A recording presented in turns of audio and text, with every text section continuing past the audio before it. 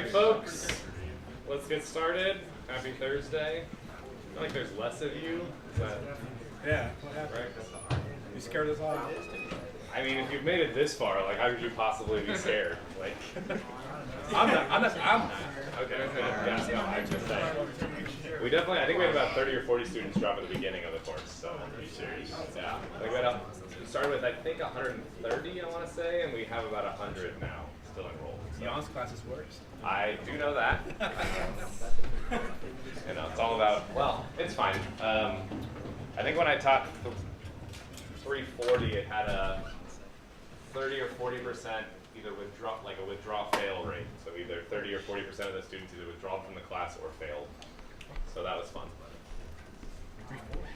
340, yeah. It's a hard class. Well, I mean, tough, right? Is that compilers 340? Yeah, that's compiler. Yeah, wait till the end. no, we did it with Bozzy already. Oh, all right. And see, so you're part of that. It wasn't that bad. All right, cool. Okay, so brief note before we get started. In a week from now, on November 1st, we will have a really awesome guest lecturer, Andy Kirkland, who's basically in charge of security for Starbucks, the corporation. Will be here. He'll be talking a bit about kind of his background, how he got here, and kind of what it's like to try to secure a very large corporation. I think they're a Fortune 200 that not only has stores all around the US, but all around the world as well. So that'll be super exciting. So show up, A, and then B, he's going to leave a lot of time for like questions and answers. So if you have questions about how to get into the industry from somebody who's high up in a company doing security and defense and that kind of stuff, perfect time for all of that. Is he offering jobs? Talk to him, you know. Maybe if you impress him in class, he'll just hire you on the spot. No promises, though. No promises. They actually do have Starbucks does have a corporate office in Tempe, or in, I guess, technically Scottsdale. It's at SkySong. They have about 30 or 40 people over there, including a security team. So, yeah, lots of cool stuff. So that's what's coming up. Right now, we're going to talk about password reuse. So this is something we discussed a little bit on Tuesday. What's the basic idea here behind password reuse? It's bad. It's bad. It's bad, but what is it? You can say everything is bad, basically, of what we talk about in this class. Using the same password across multiple services, right? This is really what we're trying to talk about here. We talked about this. We talked about password strategies of are they all equally secure? Do you use and so we talked about different strategies. Some people had algorithmic generation strategies where they would have an algorithm to generate a unique password per site. Some people had different varying levels of security in terms of passwords that they used. So when you think about will your passwords be leaked or will your password hashes be leaked, the answer is almost certainly yes. It will be, one of your passwords will at some point be leaked. In 2013, they had 3.5 billion user accounts from Yahoo were leaked. It's a lot of user accounts, right? How many of those are active? How many of those are active? That is a good question. I'd say low, but Because I have a Yahoo account. so good question. Many years So ago. think about it that way. If you haven't used your Yahoo account in 2 years, should you still be worried about this? Maybe. Maybe. Why? Yeah, if you use your password on other sites, if your Yahoo account password is the same as your Gmail password, which you uses all the time, and why would something like a Yahoo account or a Gmail account, why would that be, would you say that's more high value than any other random account? Yeah? You use email to like restore your password for most of your services. So Right. Yeah, so once somebody gets access to your email, they can go to almost any site that you have access to. Say they forgot their password, they'll email them a password reset link into your email, which they now control. They'll click on it and change your password to something else that you have no idea about. They can also get in there and set up filters, so even if you still have access to your account, you don't know that there's somebody in there intercepting all of your emails unless you look very, very closely. So this is why account compromises really, to me, I think about things like Yahoo, Gmail, whatever your email provider is. That's really like the cornerstone of your online identity, so you need to really make sure if you're not doing anything, I would enable two-factor authentication on Gmail or your email provider and create a random unique password for that, so like just your email. That's some of the best advice I think I can give. In 2006, a little more recently, 412 million accounts and passwords were stolen from Adult Friend Finder. Good, what is that? Good questions. So this was they deserve it. This was a giant, I think they were like a conglomerate. They owned many different websites, one of which was ashleymadison.com, I think was their most famous one. It's basically, for those that don't know, it's a site that people go to sign up to basically commit adultery. I think it's probably the best. So what do you think came out of this breach? A lot of divorce Lawsuits. There's actually stories of that where people search, because these databases are open, and people made websites that index this database, so you could easily search for who's in this database. So yeah, all it takes is one search for an email address to find out if your significant other is in this database. What else?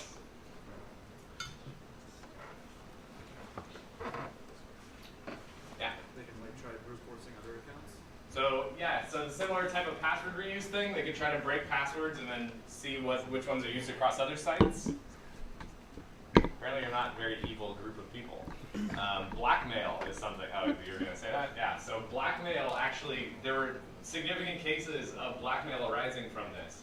So a malicious person would figure out your email address, find out that you were in this database, email you saying, hey, I know you're using ashleymadison.com, I will tell your significant other unless you pay me a certain amount of bitcoins. And this was actually a very common scam that happened. A lot of people lost money from that. Another interesting one was the Adobe breach in 2013, was 152 million passwords. And eBay, even in 2014, had 140 million passwords and user accounts stolen. And this is just like a snapshot, so yes, please. Most of these times when the passwords are stolen, are they like encrypted still, or So they just like dump the database? Or?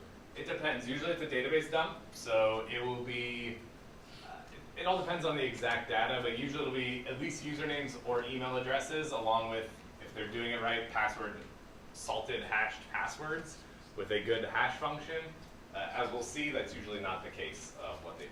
So, so looking into the Adobe breach a little bit more, this is a blog article at the bottom that you can go to learn more about where they actually dug into this breach and what happened. So this is a snapshot of the data that they stole. So they had, so these are the fields that they were able to steal. They were able to steal the user ID, the username, their email address, we'll call it password data right now. We can maybe see from the equal signs that it's probably highly likely base 64 encoded, so we may need to decode that to figure out what it actually is. And then the fifth field, so what's a password hint? If you enter the wrong password, it will prompt you and say, hey, this is what you said was your password hint. Does anybody use that on like, I know Windows does that, I think by default. Do they still do that? I think so, I don't know. I don't know. I just wrote commands. Yeah, so what do you think this person's password is? User ID 4464. The password hint is QWERTY123. Or no, sorry, the password hint is try QWERTY123. It's 321. It's probably QWERTY123, right? That would be the immediate thing I would try. So this is why actually having some of this stuff of this, the password hint, right, is actually can be just as damaging as storing the password itself in plain text. Because if this hint is clear enough, or maybe they'll just put the password here. Like this is kind of funny, this is like -MySpace, -regular, so maybe they're reminding themselves of which password it is. Luckily not everyone has that, question mark, so those are smart things. But then maybe that tells you the size of the password hint. So looking at the password data, when you look at it, so you base 64 decode it, you get these values in hex. And you would notice that all of these are kind of the same chunk, like the same modulo some similar size. So what does this tell you about the past, how these are being stored? So all we actually have is this data dump. We don't have any other information about this system.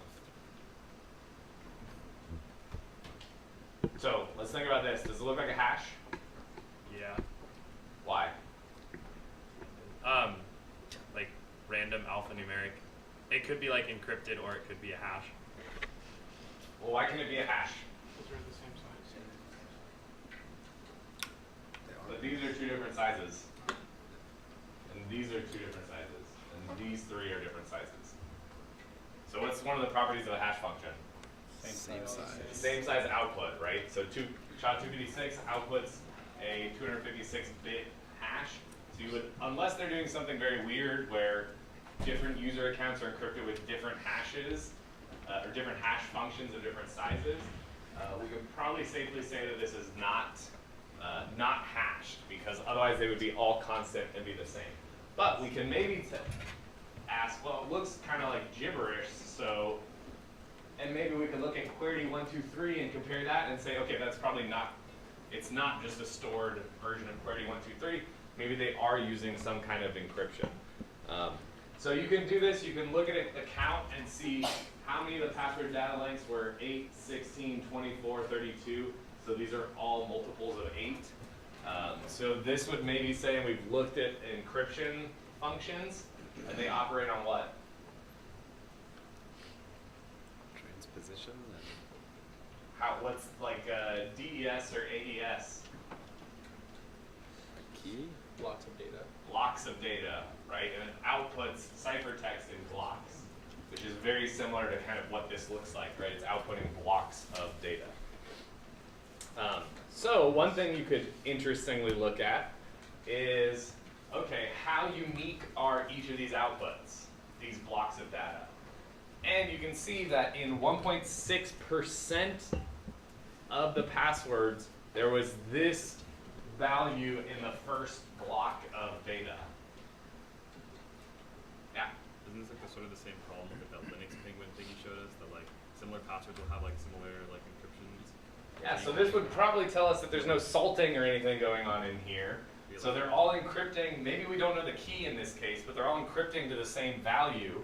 Yeah, if you have like one hint for like a password, you can probably like find a password and then go from there. Yeah, or, I mean, I would probably say that this is probably password. That would be my guess. It's the most frequently occurring hash in this system. And, oh, there we go. So what you can do is then what they do is use other pieces of data. So this is data, a graph generated by the Gawker had all of their passwords leaked, and I believe it was in plain text. So they were to look at user accounts and see that the most used password was actually 123456, and the second most used password was password, and then the super secure password of 1 through 8, because that's 8 characters long, it must be more secure. Interesting one of Lifehack. So why is Lifehack in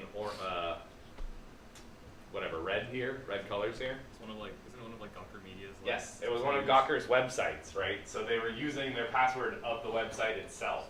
So it was, looking at this, you would probably not think that Lifehack would be the fourth most likely password in the Adobe breach, because that doesn't make sense, right? There's a semantic connection there between that password and the data set itself. So what you can start doing here is, just like we were talking about, combine this password data with the password hints, because here you have, what's 1.6%? It is, of all those million, what was it, 140 million with 1%? So that's a million, you have a million user accounts with the same hash. So you look for them and you see, does anybody have a password hint that makes sense? And you can say, well, yeah, you have numbers 1, 2, 3, 4, 5, 6 equals 1, 2, 3, 4, 5, 6. That's a very good password hint. If anybody speaks, I think, French, yes, 1, 2, 3, 4, 5, 6. So you use all these, and so you can say, now you've broken 1.6 million people's passwords on the Adobe site. And then you also have correspondingly, not just their username on Adobe, but also their email address. So then for this, you can see the second most common one here, this 8FD, was 0.45, which is 1 through 8. 1, 2, 3, 4, 5, 6, 7, 8. And you can see that it actually matches up pretty well. Number 3 is password. The password is password. Password rhymes with Astor. All things you can guess. This person was super clever with QWERTY, is putting spaces in between the letters. So maybe the password hint is looking to make sure that the password hint is not exactly the same as the password itself, but clearly you can still embed that information in here. 6 ones, 1, 2, 3, 4, 5, 6. And so by using this, they can, even without knowing the encryption algorithm, right? This is something we talked about. You could maybe use encryption, use an encryption key, but even without that, because they're not using any salts or anything like this, they're still able to break each of the passwords here, right? And the additional data that doesn't help is the password key. Cool. Any questions on this?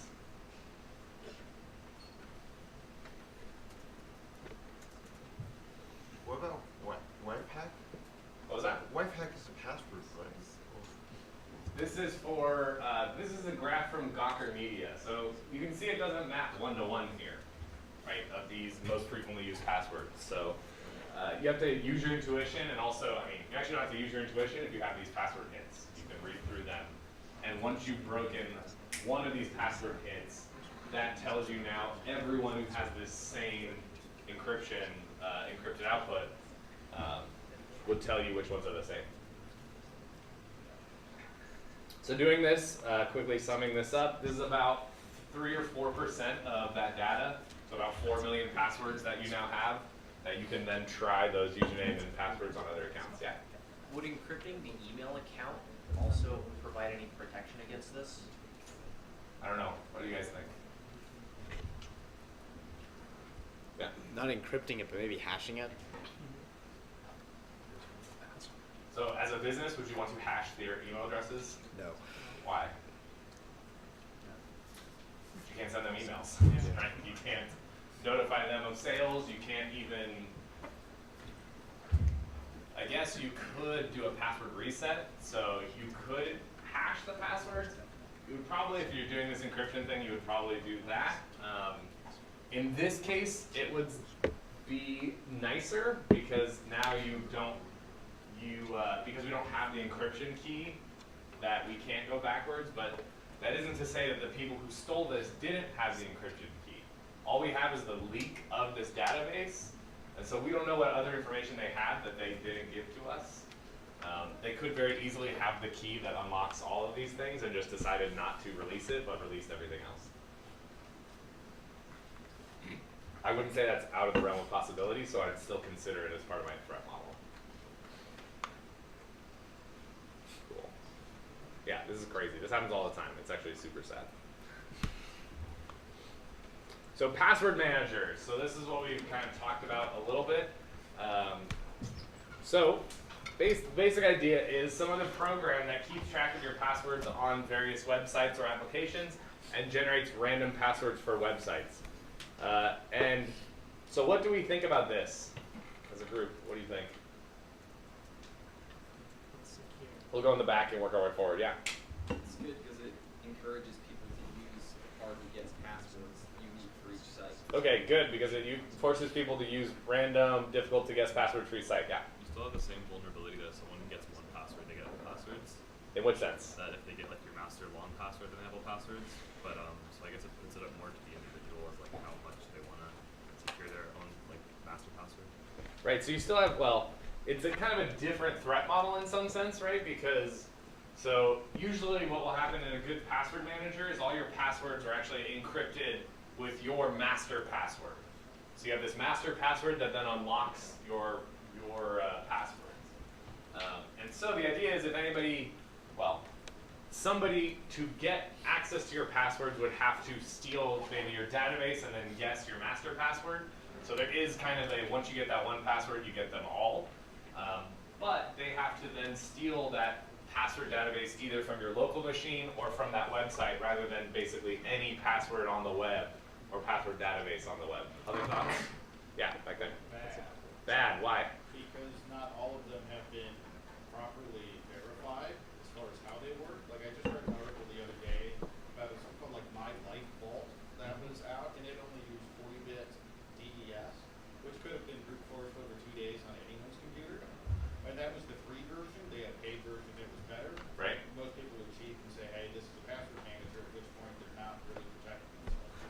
could give you a false sense of security if you're using something that's not actually that much different than just storing all your passwords in a plain text file on your system, right? There still are some benefits. You do get, there's still some benefits, but yeah, that's definitely there's definitely trust here in the operators of these password manager systems. What else? Any other thoughts? Yeah. I think the password manager store all your stuff locally, nothing online. You're also responsible not just for what you know, but also what you have. And so if that machine breaks, your password is gone. Yeah, that's a good point, right? So you now, especially if it's running locally, now you as a user have to worry about how do I back up those passwords? Is this file encrypted, like we were just talking about, in a proper way that it'll be difficult for somebody to brute force it? So you actually have maintenance problems if it's just something on your laptop. Because then if you lose all your passwords, then you have to deal with that problem of, crap, I need to reset a password on every site that I use, right? And other thoughts?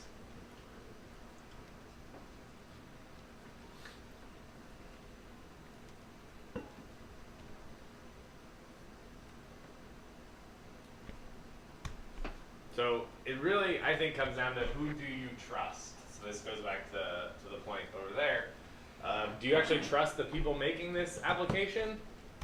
There are a lot of options here: LastPass, OnePass, KeyPass.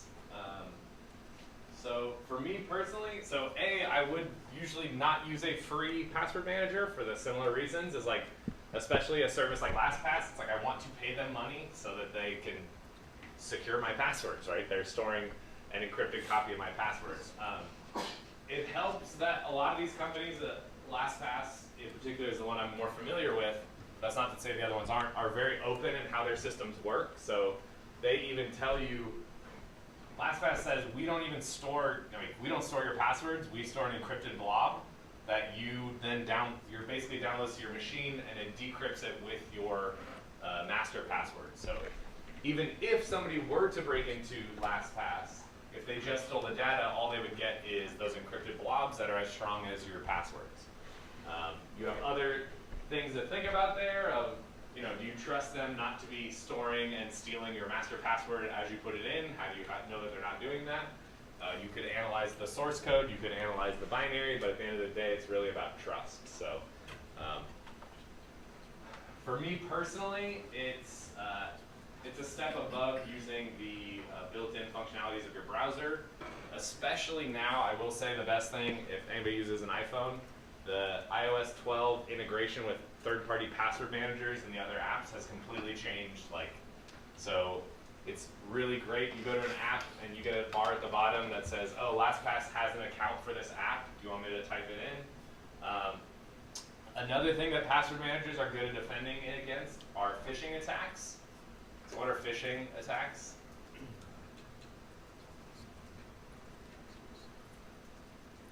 Yeah. Someone tries to get you to sign into a fake site, or if you say your password in fake site, they can still back you. Yeah, so if I want to steal your Facebook account, I'll send you a link to Facebook with 3 O's, and I'll have registered that domain. So you go to the site, you think it's facebook.com, it looks exactly like facebook.com, you put in your username and password, and when you click submit, I steal that password and then I redirect you to the real Facebook, so you don't even know what happened. So password managers can be very good defenses against that because they use the URL to map your passwords to the website. So they would actually not fill in your Facebook username and password on that page because it's not actually facebook.com. Now, on the flip side, there has been people who found vulnerabilities in some of these applications that a website can trick the password manager to auto-fill in the username and password for a certain site. That's with most things. You can have vulnerabilities, so you kind of have to, again, trust and hope that things get better. It's definitely better than having one password that you use everywhere. And for practical manner, I think I was talking about this with somebody at office hours. As a practical manner, I think it's easy to get started using one of these things just to collect what passwords you currently have. Then over time, as you generate new sites, and you can change your important ones to kind of random passwords. So I like it. I don't know my ASU password, I don't know my bank ones I know, and my Gmail I know. So like the very important ones, I've memorized those passwords, but everything else is all random. I have no idea what it is. Cool. Yeah. What would you do as a user if LastPass just completely stopped their service? If they stopped, I don't know, try to throw more money at them, raise money. I would probably move to. I've heard good things about both 1Password and KeePass, so I would probably investigate those to see which ones those work well. I know like Apple with Safari and on the Mac have password generation functions. The key thing for me is being synced across all devices. That's the killer feature, I think. So I guess now I'm mostly in the iOS or the Apple world, so that would be something I would be comfortable doing. Yeah. You're sort of, I think you're sort of implying that if the service just goes down, and like. If the service goes down. I don't know if I'm. Like for a long period of time or just a short period That's of what time? I'm scared of, because I have LastPass, and I'm like, what if I forget my master password or like. If you forget your master password, you're screwed. Yeah, So you exactly. should definitely like, I would write, I think, if I remember correctly, you can get recovery codes. So I believe like in a safe in my house, I have my 20 recovery codes or whatever in that safe. You can also put your master password there too. So I think that's totally reasonable of like taking additional steps to prevent yourself from getting locked out of your account. But at the end of the day, right, if you forget your password, I mean, if LastPass goes down, you can't log into a website. If it's not your email, you can just reset that through your email, right? So you're not completely locked out. The other nice thing is, I mean, LastPass in particular works offline on your phone, so it has a local copy of your data, so you can still use it even if the LastPass servers go down. Yeah. Does that answer your question? Yeah. Or 5 variations of your question? Yeah. Question? Yeah. So the problem I have with LastPass is like, say I'm like in Linux terminal and I'm like pulling from GitHub or something. Yeah. Like I'd have to like remember that password, you know, because I can't like use LastPass. You should be using SSH keys. That's your fix. So you should use GitHub with SSH keys so you never have to type in passwords into a terminal. That's step 1. Step 2, the general case is, yes, that can be a pain in the butt. You have to like I go to LastPass, copy the password to the clipboard, and then paste it wherever I need it, if I need it in somewhere else like a terminal. But yes, then my next thing would be to try to limit the number of times I have to do that, because that's crazy.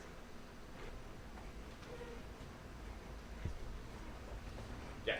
Yeah, I've heard that some sites may allow you to sign in using your Google password. So basically, you use one account, 1Password to log into anything. Yeah, so that's... Or Facebook, or Twitter.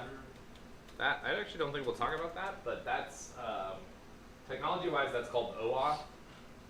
So the basic idea is that party is delegating to some other person to authenticate you, and then they send a token back saying, yes, this person is authenticated, here's their information, and usually there's some a different token so that you can query their services to find out more information about the person.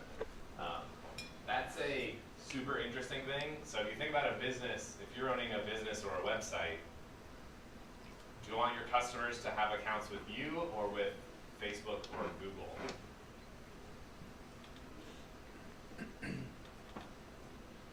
I don't know, it's tough because on one hand it's like it's great for the user, they don't have to remember another password, they can just do that. You're basically linking accounts from Google with accounts from their website. Possibly. Sometimes they don't even do that. Or sometimes they'll auto-create a new account based on data from Google. But yeah, it becomes tricky. It's like, whose customer are you, right? It's like, what if Google decides to shut that off? Then now you have all these people who can't access their accounts on your site. It's a similar problem that we've seen many times with, oh man, I'm probably going to date myself. So I'm trying to figure out what example I should use. Farmville. Is this too old? Okay, at least you know what that is. So there's a whole series of companies that made games that ran on Facebook's platform, like Farmville and all these other crazy games. There's a whole, I can't remember the name of the company, Zynga, there we go, who was founded on this, who got like multiple millions of dollars of investments, and their business basically blew up because Facebook, like, they were a Facebook application. Facebook owned the platform they were developing for, and so over time people realized, hey, these apps are basically spam and clickbait things, so our users don't like that, so we're going to turn down the alerts and the sharing capabilities of your apps, and then that dried up all of the like revenue sources for these companies. So their entire business depended on this other company, and they realized, hey, we don't really like that, so we're going to basically shut that off, and now your whole business is going under because of that. There's also a shift to mobile was another thing. I mean, this is what people are terrified. Anybody develop iOS apps? How's the App Store submission process? A pain? Why is it a pain? Yeah, so that Apple and the App Store has a series of rules that you must follow to develop an app. Every time you submit an app or an update, they will test it and check it against these rules manually. And if they determine that it violates those rules, they say, nope, no thanks. You keep the app, we will not submit it. Yeah. I think that's only for PDFs, because I remember some hacker uploaded like a calculator up that if you input something and jailbreak it. So That was a free there are ways around that. No, it's both. They will definitely check both apps, but there are ways to get around that.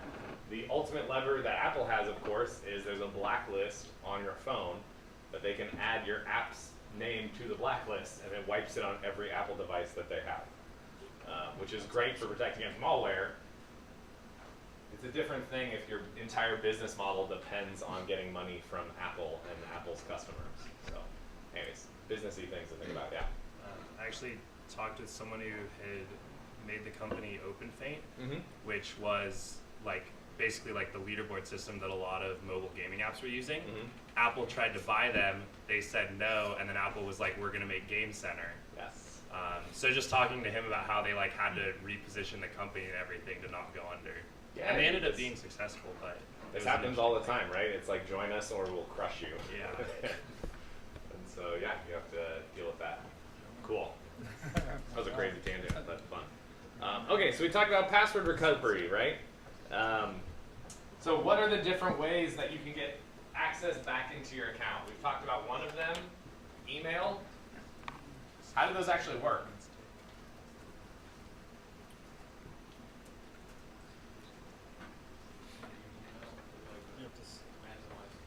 Why is it a randomized token? Yeah, because if somebody can guess that token, then they can reset your account, right? If I can guess the token, I can click reset anybody's email, guess the token, and go to the password reset page. So you say I want to reset my password, it auto-generates some token, it'll store that in the database usually, send you the email, and then later when you click through it checks those tokens that it matches what it came up with. What are other ways? You have your hand up, what do you think? I was gonna say text message, but Text message. Can you actually can you reset a password through text message? I actually don't know. like getting a notification, like the code to Yeah. finish processing the. So usually those are what I consider more into like those are usually second factor authentications where they're saying, hey, I don't recognize this computer, I haven't seen it before. Let's make sure it's you, and so give me that passcode. Sometimes instead of like having the password reset sent to my email, they'll send a code to my phone. Interesting. Okay, cool. What sites do that? Do you mind My sharing? USA account. Your what one? My USA bank account. Okay, interesting. Oh. Yeah. LastPass can do that? Cool. There are other hands? Or other ways? Yeah. email it to you. What about, okay, except for email. We talked about email, SMS, what other ways? Oh, they email it to you, your password. Oh, good, good, good, yeah. They can, rather than send you a link to reset it, they just tell you, here's your password. What is that telling you about their database system? it's in plain text. It's either in plain text or it's encrypted like the Adobe thing so they can easily decrypt it, right? In both cases, you should be wary of that site and not use the high-value password. They may reset your password for you, right? And generate a new password for you and send it an email. Yeah. Security questions. Security questions. So they may let you do it. So what are security questions? Yeah, so another type of thing of what you know. So when you created the account, you would say things like, I don't know, what was your favorite sports team growing up? What's your father's middle name? I don't know, what are some other ones? Mother's maiden name. First Mother's name. maiden name, maybe. Your name of your first pet. Yeah. What's the problem with those? Pretty easy. You post those online. Yeah, you post those online all the time, right? So if I looked at all of your Twitter and Facebook activity, could I guess the values of those things? Could I figure out the street that you grew up on based on your Facebook or Twitter history? So yeah, those are all things. They're what you know, but the other way to think about it is it's something that you know, but is it something that other people can easily guess about you? Cool. What other ways? It's a good discussion.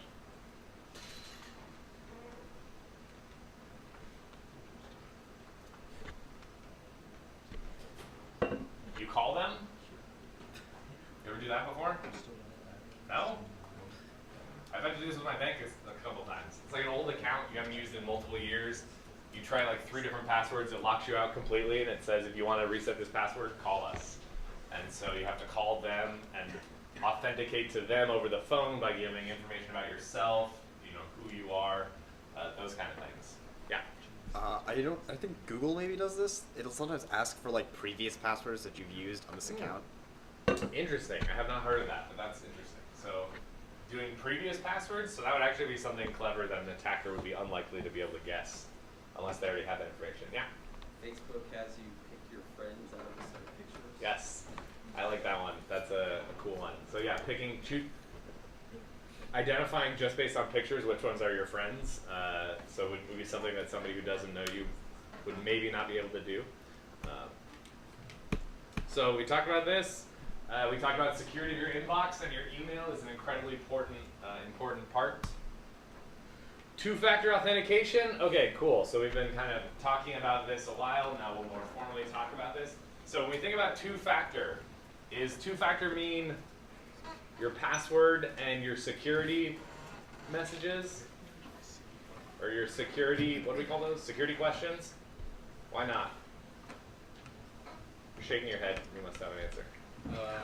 Well, I don't know why not, but I just know that two-factor is kind of checking like 2 things that like you have. So like you have your original password, right? And then like it sends you a link to your phone.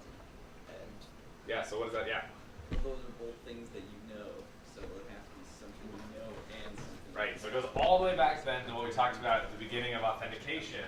You want 2 different types of authentication mechanisms, right?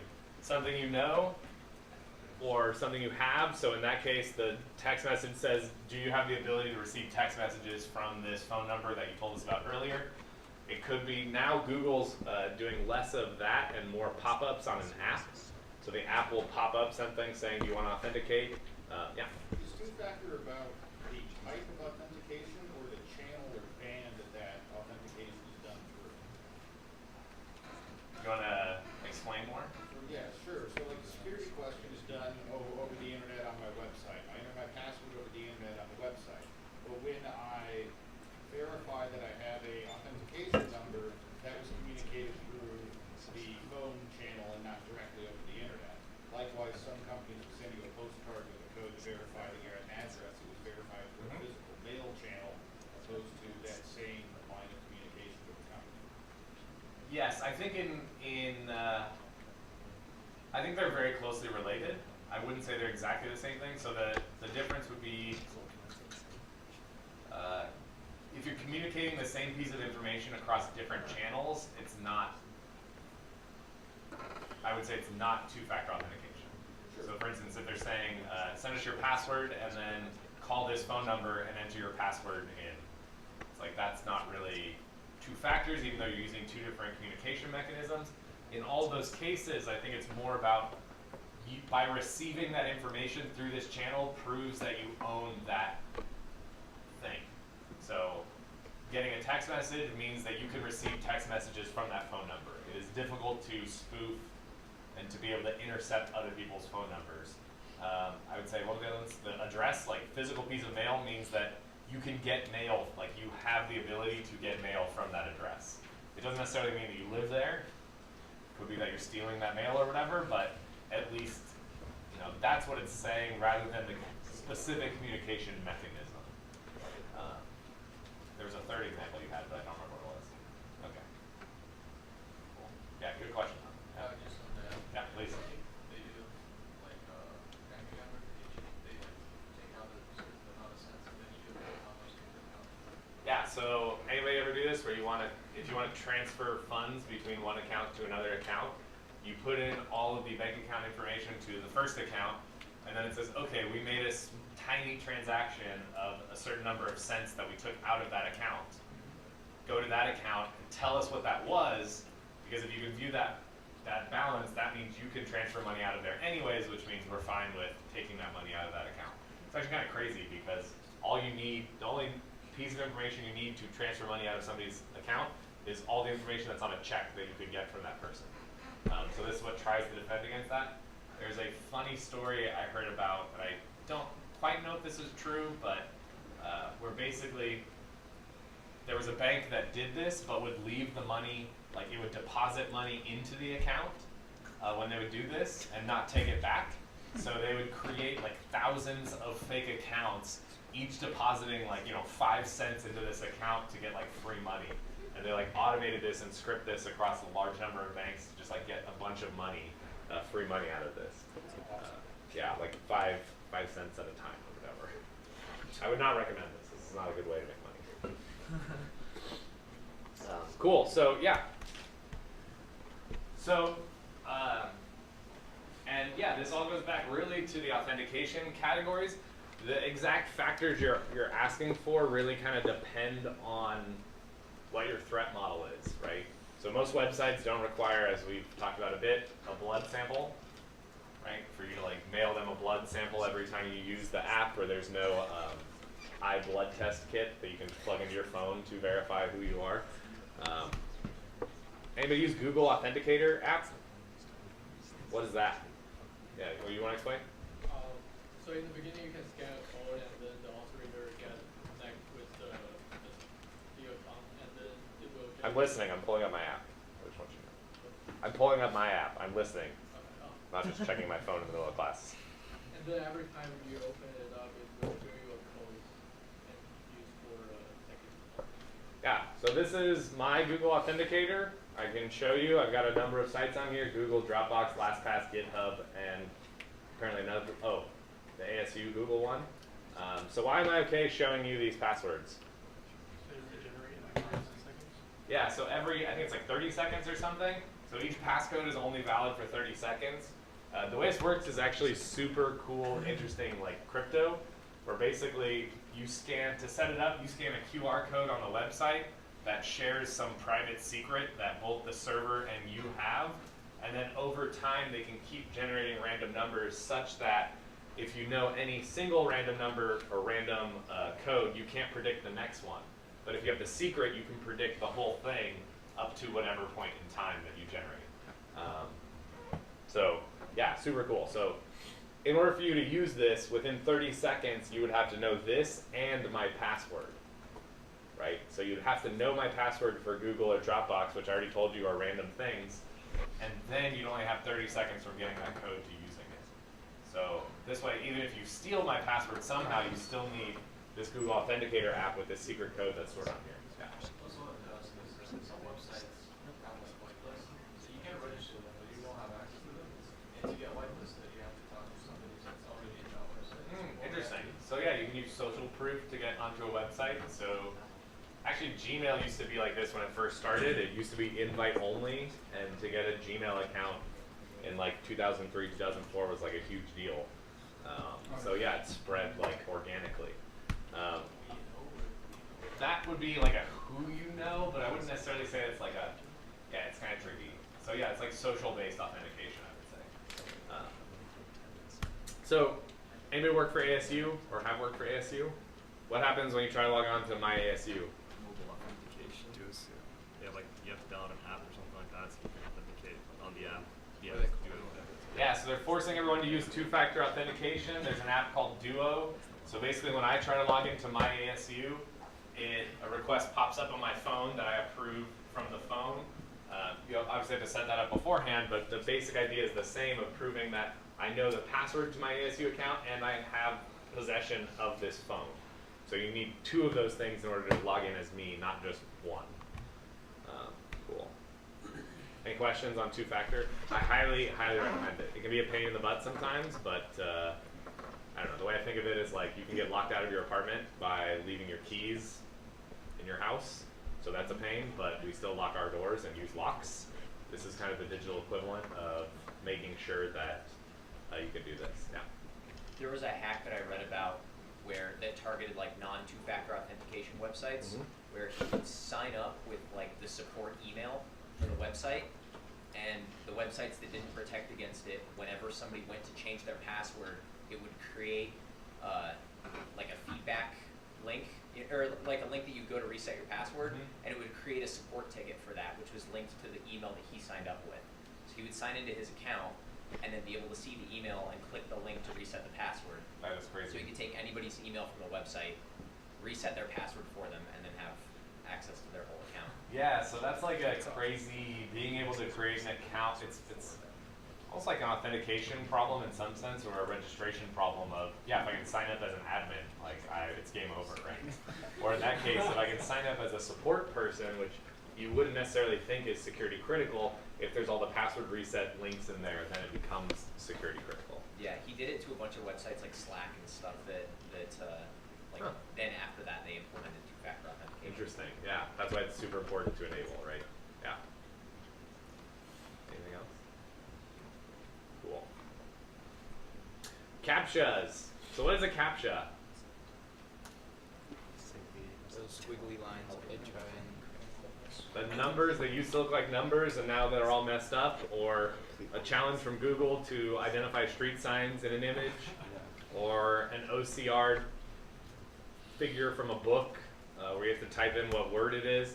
So it stands for a completely automated public Turing test to tell humans and computers apart. So what is the purpose? To tell computers and humans apart. Yeah, trying to, why is it important to tell humans and computers apart? Brute force attacks. To maybe prevent brute force attacks of automated scripts. What else? Denial of service. So yeah, so if you are getting hit by a lot of automated traffic, you may want only humans to access your system. What else? Yeah. It's kind of related to that one, just keeping your website clean instead of spammed with ads. Yeah, so yeah, all kinds of automated systems. We want, usually we want good humans and not bad robots, I guess, is another way to put it. But robots, I guess, is a little bit much. It's really just algorithms. So the idea is to create challenges that the website knows the answer to, that are difficult for computers to solve, but easy-ish for humans to solve. So is CAPTCHA authentication? And if so, what is it authenticating? Yeah. It is authentication. It's just it's authenticating that you're a human user versus like a non-human user. Do you agree with that? Well, like it doesn't verify like who you are really, so. So it's not really verifying identity, but it is verifying some attribute or some aspect of our identity, maybe. Or, well, it could be maybe doing not just I wouldn't say necessarily are you human, but did a human solve this problem, right? Is kind of what it's trying to do. There was a good article about, what's that? Oh, Ticketmaster, that's right. So they had CAPTCHA systems to prevent automated systems from logging in and buying up all the tickets and basically doing ticket scalping. It turns out that the CAPTCHA images they were only using 1,000 of them. So you just keep refreshing, download every image, manually break it, and then you can just verify right away, write a program that matches the image to the text and completely break their CAPTCHA. So yeah, there's a lot of ways to break CAPTCHA. Really funny stories are people using Google's OCR to break Google's CAPTCHA. I think they own reCAPTCHA now, if I remember correctly. So you can use Google OCR or other kinds of OCR, deep learning, image recognition things to break CAPTCHAs. If you can't get a machine to do it, you get lowly paid humans to do it. You could get Mechanical Turk workers to break CAPTCHAs for pennies, penny per try. I think I mentioned earlier there's been cases of people putting these CAPTCHAs in front of porn sites. So before you're able to access some content that somebody really wants to access, you present them with a CAPTCHA that's not actually from that site, but is from some automated script that's trying to automate sending spam. They take the CAPTCHA that they see, send it to the site, put it in front of a human, let a human fill it in, and then relay the results back. So yeah, all kinds of like, CAPTCHAs are good, I guess. I don't know. It's really tough to say. Yeah. It's basically authentication, right? Or It is, but the key problem is this computers and humans. What you're really trying to figure out is the intent, right? Like who's behind this request. But malicious people can easily pretend to be humans in this case, but still do it in an automated fashion. But it does, I guess, you would think about it, it does increase the bar for attackers and make it more expensive to do things. Cool. Kind of authentication. Yeah, so some of the things we didn't talk about, other types of like two-factor authentications, hardware tokens. So anybody have like a UV key or anything like that? It's like a randomly generated thing. So that works similarly to the Google Authenticator, but in hardware, so that that information is stored securely. We talked a little bit about authenticating based on IP address. So you could set up something like a AWS server that's only accessible from your home IP address range. Location-based authentication. So cars that when you go close to them, they will unlock, right? This is actually detecting location in some sense, as long as the key is within this distance. Then you have the question of, is it possible to relay somebody's, so if I know that you're here, but your car is in the lot across the street, can I relay that unlock symbol to the car and back to get your car to unlock? Yeah. I actually did see a video a while back. Some people, like two guys, some dude's car was parked like in his driveway, and they knew that his key fob was like somewhere in the house. They relayed the signal and stole his car. Yeah, yeah, it's definitely possible. Just without him even using it. Yeah. You don't need the signal. Yeah, so a lot of key fobs now, if you're close to the car will just unlock. Yeah, mine does. So you basically trick the, it depends on how it's done, but you can relay that signal from the key fob to the car, right? Because it's all just wireless stuff. So you basically boost the signal both ways such that the car thinks the key fob is closer than it actually is. So yeah, this kind of stuff is crazy. Biometrics, we talked about this. Research into here, so some interesting things that are happening. Continuous authentication, so why is continuous, what does that mean? What do you think that means? Yeah. It's not just like, oh, log in and you can do things. It's like there's some step that's continuously authenticating with like every action that you're taking. Right, so even sites that we're used to using, like Amazon, use this. If you've already logged into Amazon, you can go to Amazon, it says, hey, this is you, this is great. If you go try to change your password, it will say, hey, let's re-authenticate you. Give us your current password before we let you change the password. So there's different types there. You can even think about your phone. So there's been people that have done work in like typing. So if you can get fingerprints of people typing so that if you leave your phone unlocked and somebody else picks it up and starts typing, it will automatically lock because it detects that it's not actually you typing. They do, I think gate authentication is one thing of the way that people walk. With the gyroscopes in the phone, you can tell. Yeah? I read a really interesting paper about how each person has a unique resistance, and they created touchscreens that when you'd interact with it, it would actually send a current into your body and then measure what came back so it could differentiate between users, so you could like use it simultaneously as different touches, but also so it could tell like and track actually who's using it. That's cool. Yeah, yeah. So yeah, that's so there's a lot of research into replacing passwords. If one of these actually works, I will be amazed and it will be awesome. FIDO is a protocol that basically uses some kind of device, either your phone or a dedicated key, that stores some encrypted information on the device. We talked very briefly about OAuth. If you ever use, a lot of the ASU online services will actually use this kind of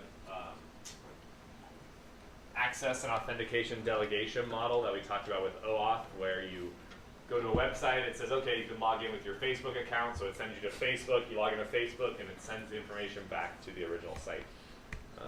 Any questions on this stuff? You're not gonna go, sorry. All right, so let's talk about threats. So I wanna have a discussion that was, that I've been thinking about and talking about off of the Internet of Things. What is the Internet of Things? You can't say it's IoT, that's the acronym. It's like saying computer science is CS. Yeah. Embedded devices connected to the internet that you can control remotely.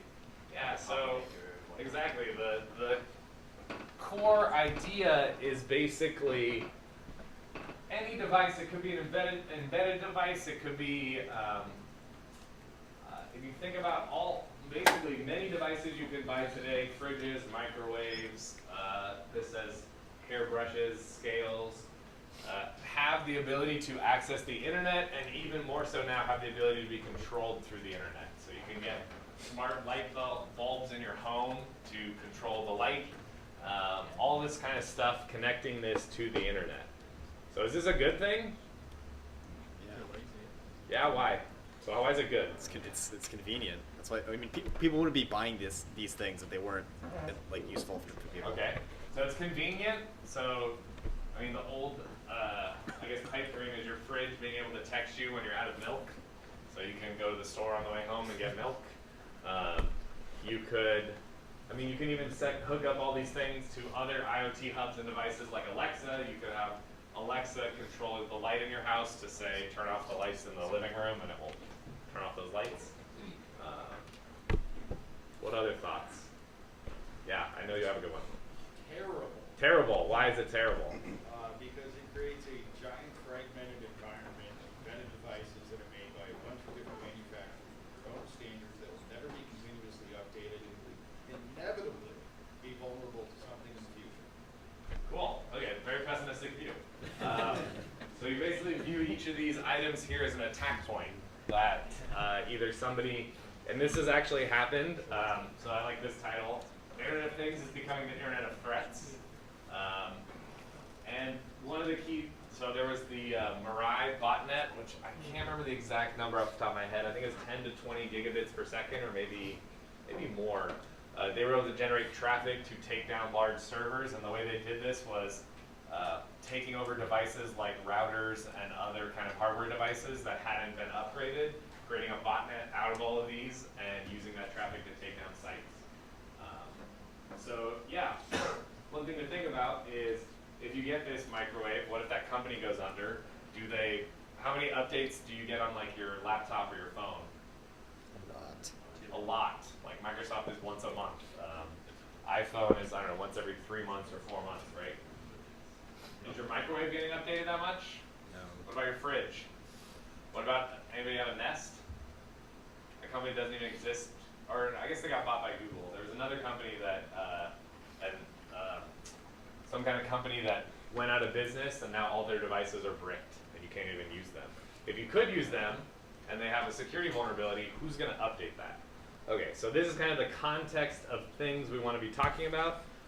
Our example is we are a large retail chain, so we're all in charge now of securing a large retail chain. We have about 10,000 stores, we won't say worldwide, we'll just say the US. We have about 10,000 plus stores across the United States. We are in the food industry, so what are some of the things we're concerned about? E. coli. Health, yeah, right? Do you want your customers getting sick? Maybe. Maybe? You will not be a successful business person. Right? This is one of the key things, and as most businesses think about trust, they think about their brand. If your brand is suddenly tarnished because you just poisoned a bunch of people and got them sick, that has very severe consequences. Chipotle was fine. That's a separate issue. We won't go to that. Maybe it's Chipotle we're talking about, maybe not. So as part of this, we'll just focus even on one problem, like one problem. So you have, let's say something like milk in your refrigerator. What are the safe handling temperatures for milk? Cold. I have no idea. Cold. Yes, there's a standard. But the health department says every 4 hours, every refrigerator at every 10,000 of your stores needs to be checked for the temperature. And then what happens? Close the fridge. Close the fridge. What do? You just write down the temperature. And fix it if something's wrong. Yeah, so if it's over the threshold, right? So there's a health standard threshold. Whatever, do you want to make up a number? Can somebody Google what's the USDA safe handling temperature of milk or safe fridge temperature for milk? 60. 60? 40 degrees. 40 degrees, I like that one, cool. That was gonna be my guess, but okay, 40 degrees. So, you check the fridge, it's 39 degrees, we'll say Fahrenheit, that makes more sense. Fahrenheit, 39 degrees Fahrenheit, what do? Nothing. Good to go. Nothing, good to go. What if it's 41 degrees? Crank it down. The other way. Replace the Throughout whole the milk. fridge. Replace the whole fridge, you throw everything out of that fridge, you get new stuff, and you maybe adjust the temperature of the fridge down so that you're in the right thing. What if it was only 41 degrees for 5 seconds when you open? You don't care. The rules say you have to check every 4 hours, and if the temperature is over that threshold, you need to throw everything out. Those are the rules. I don't make the rules. And this is so think about this. We have 10,000 stores across nationwide. Every 4 hours this happens. How much time is being spent doing this? A lot. Can you afford to skip this? If you don't get caught. So what happens if, let's say you had a store where an employee didn't do this, and then you had somebody get sick, and they go back and check the logs, and they say you did not check the refrigerator every 4 hours like you were supposed to do. Then your company gets sued, and it's like a whole big deal. Your reputation is tarnished. If somebody does get sick, but you're still following this, and you have the log to say exactly when you did and checked and what the temperature was, then you've absolved yourself of some responsibility here. Okay, cool. So, we have 10,000 stores around the world. We also have corporate headquarters, right? So we have our corporate headquarters. And as we're starting to see all of these smart devices, why don't we get a smart thermometer, put it inside every refrigerator, have that data be reporting back to corporate? That way we can save our employees from having to check every 4 hours on the temperature. How do you make that work? Good idea, bad idea? What do you think? Yeah. I was gonna say it's good because anytime you're relying on employees to do it by paper, you're encouraging them to be lazy. And You can fire them if they don't do it. This is, I mean, this is one of the key things you must do, otherwise you could get people sick and ruin your whole business, right? So, I mean, you could make this a priority of your business. You have management of the store check the logs, make sure that things are happening. If it's not happening, you get rid of people, get new people in. So I'm gonna say, I'll say that the current process works. We'll say that, right? Yeah. Is this a legal requirement for the business to run, or is it like just a thing you should be doing? Tricky. I actually don't know that. I would say it's very closely related. We're in the food service business. This is a food health and safety requirement. I think they could shut down our businesses if we're not doing this. Quality assurance? Quality assurance? Yeah, so we're doing this for quality assurance purposes. So do we want these IoT devices? Sure. Why? Let's talk about it now. As an attack on this, you could send false information for like a random 10 fridges every 4 hours, and then the company has to throw away that product, which is 10 fridges every 4 hours. It'll add up over time. Okay, so one thing we need to worry about, if we have all these sensors that we're relying on their data, what's the integrity of this data? Right? How can we be sure that these are actually the right results? maybe somebody goes into our store, hacks into our thermometer and ruins our results. What's the cost? What's the fail rate? Fail rate of what? The sensors, the installation. Okay, so I don't know. What would be an acceptable number? 0. Zero? We'll never get a 0% cost and a 0% failure rate.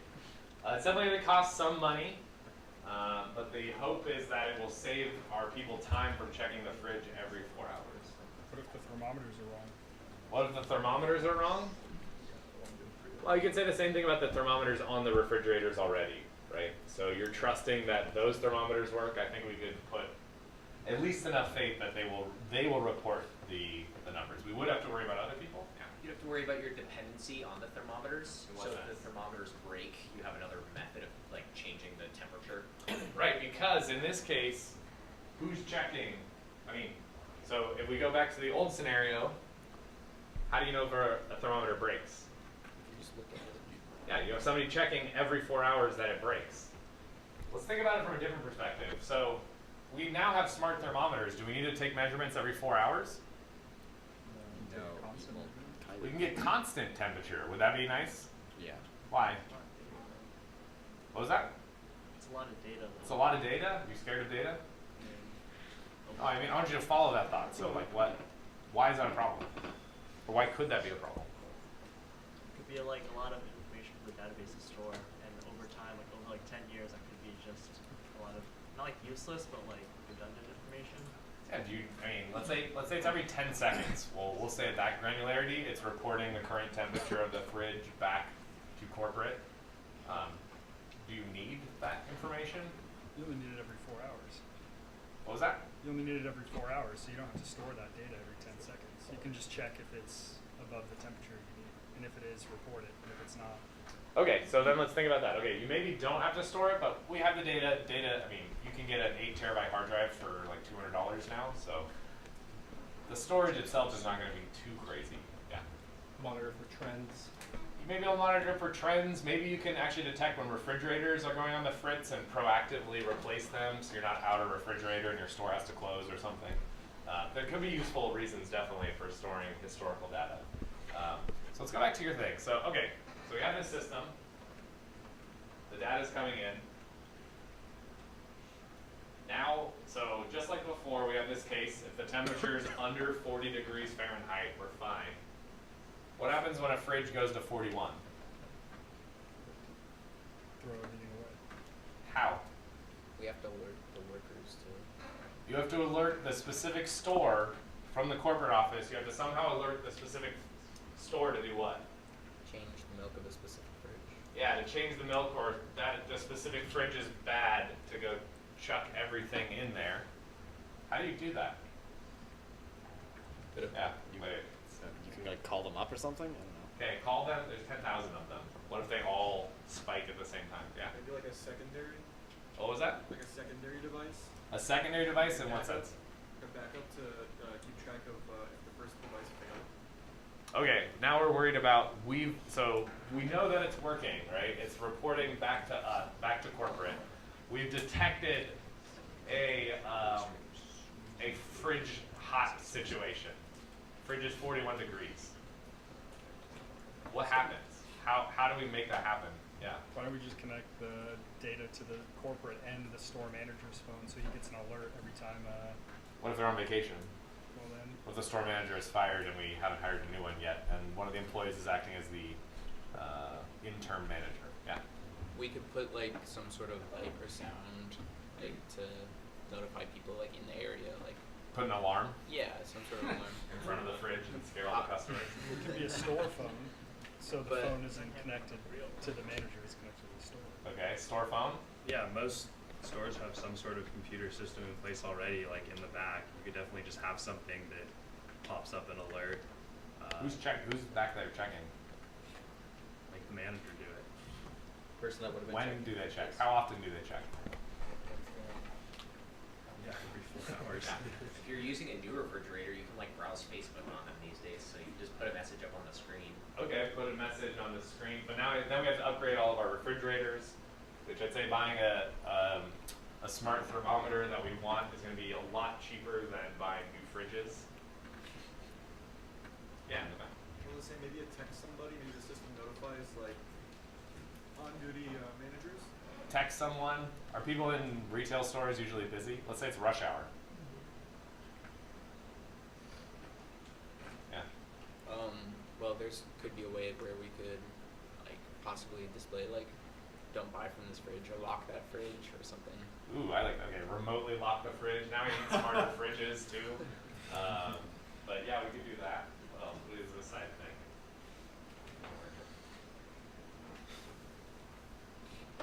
Yeah. Pop up on all the terminals so that now everyone who's ordering things, we're getting down the way of purchasing things. No, that's not a crazy idea. Yeah. Well, back to like the alarm idea. Like, there's always people in the back doing stocking and stuff. So if the alarm kind of just went off, like kind of in the back area, then those people back there would hear it and they would take care of it. Yeah. All the barcodes that the fridge has there.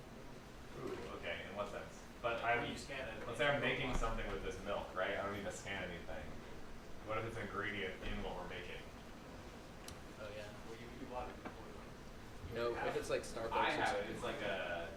It's a product that goes into what we sell. No, I mean like you already have it. No, like that happened before the fridge broke, right? No. Because We have the fridge, right? We bought milk from somebody else. We're putting it in our fridge. We're a chocolate milk shop. We're gonna make chocolate milk. We take the milk and then we put chocolate in it. We mix it up and we sell it to you for $4. Right? So, but how do you do that? You don't have a smart fridge. Yeah. So, I was thinking if you have like these sensors and stuff, like you're continuously checking them. And say we keep it at like 38, right? So I mean, if you notice that it goes up one, then you can say, oh, there's like a issue. There's something wrong with the fridge, right? Okay, so maybe you could monitor it and try to. But the key. So, okay, let's go back to the original process that we had in place, right? Here. What's the process? Check the temperature. Check the temperature every 4 hours and then do what? Change. Record it and then do what? If it's over, toss it out. If it's over, toss it out, right? Take action. So what's the delay between noticing the temperature was over and tossing out the offending items? Like at most 4 hours? Or no? Like it's instant. Yeah. Instantaneous, more or less, right? We look at the fridge every 4 hours. We look at the fridge, detect, and throw it away. Yeah. Why don't we could just like combine the old policy with the new one? So someone still has to check every 4 hours, but they don't have to go to the fridge. They can check it with some Okay, other cool. thing. So then we can say somebody needs to check something every 4 hours that has an alert from the central system. Now you run into the case where somebody got sick. So you check at hour 0. 15 minutes from now, the fridge detects it's at 42 degrees. Then for the next 3 hours, you're making drinks with food that, milk that has already passed the threshold. Somebody gets sick during that time frame. Of course, when you find out in 4 hours, you throw everything away. Somebody gets sick, they sue you, they subpoena your database that shows every 10 seconds the fridge temperature, and they say, look, your fridge was over temperature, but you didn't throw out the milk, and you're endangering your customers. We're going to revoke your food license. You can no longer sell anything. Yeah? Yeah, but that would have been an issue with the old system anyway. No, there's a key difference. What's the key difference? Well, health code allows for milk to be in a danger zone for I think it's between like 2 and 4 hours before it needs to be thrown away. So it can be between 50 and 75 degrees without having it to be gone. We're logging data every 10 seconds now instead of every 4 hours. Yes, which opens us up to potential legal liabilities because we have this data, we know that the food has entered a dangerous state, but we're not acting on it.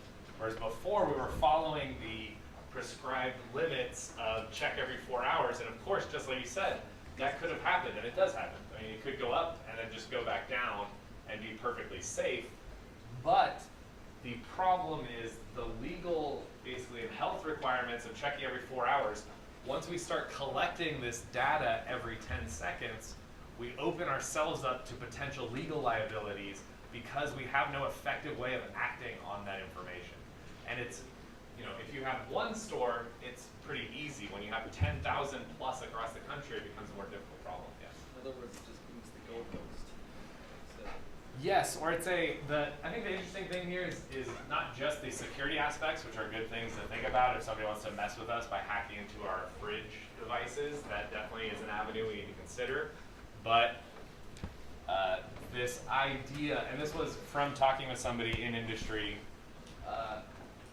going over something like this was something they struggled with, and that some VPs wanted to present as a cool way to save money would be to introduce these like smart thermometers. The problem is ultimately it actually opens you up to potential legal ramifications and legal liability that did not exist before. So you have this data, now you're not acting on it to keep your customers safe, and that really complicates the situation. So anyways, super interesting. I don't know, I think this is a super interesting scenario, so I wanted to bring that up to have us think about it.